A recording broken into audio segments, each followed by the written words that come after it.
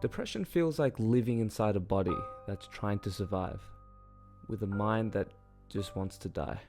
The dark night of the soul feels like living through a nightmare, overwhelmed with this unfathomable sense of emptiness and despair. My soul's connection to Source has been severed. Now I'm floating in a meaningless sea, going nowhere. Spiritual knowledge was supposed to shine the light into the unknown, give me happiness and growth, but now I just feel empty and alone. Being hyper-connected to the collective suffering of humanity, I just couldn't shake off the gut-wrenching horror of cosmic insanity. I was convinced there was no way out, no matter how much I pleaded. No amount of weed, sex and food could fill the void, so eventually I conceded. What is the purpose of humanity? Why are we here? Only to experience deep suffering and die with fear? A voice entered my head. Well, that depends on you, my friend. What have you done in this life that is worth a damn? Except feed your pride and buying into this illusory sham. Carl Jung once said, beware of unearned wisdom.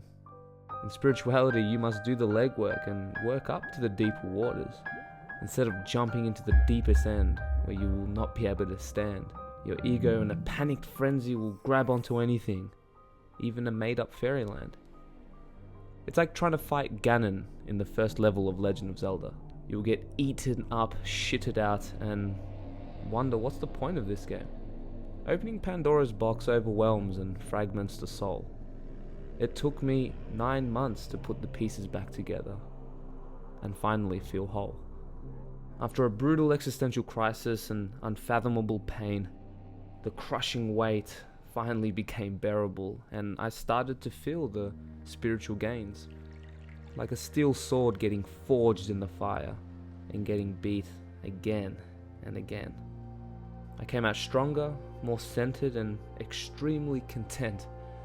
Losing my connection with Source made me truly realize what's important. My mind shifted towards a more grounded approach, being grateful for being alive on this beautiful earth.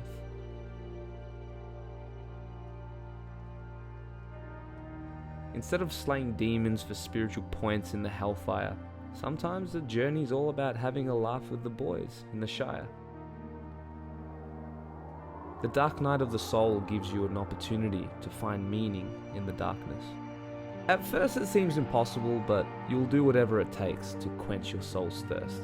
You just gotta be vigilant, have faith, listen, and keep going, no matter what. Like Winston Churchill said, if you're going through hell, keep going. Do not try and hold on and resist the lessons.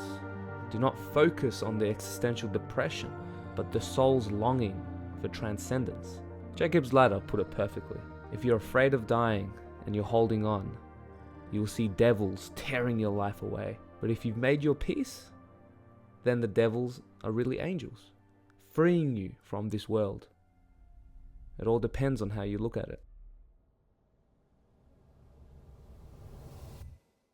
So if you feel like dying, allow your ego to die.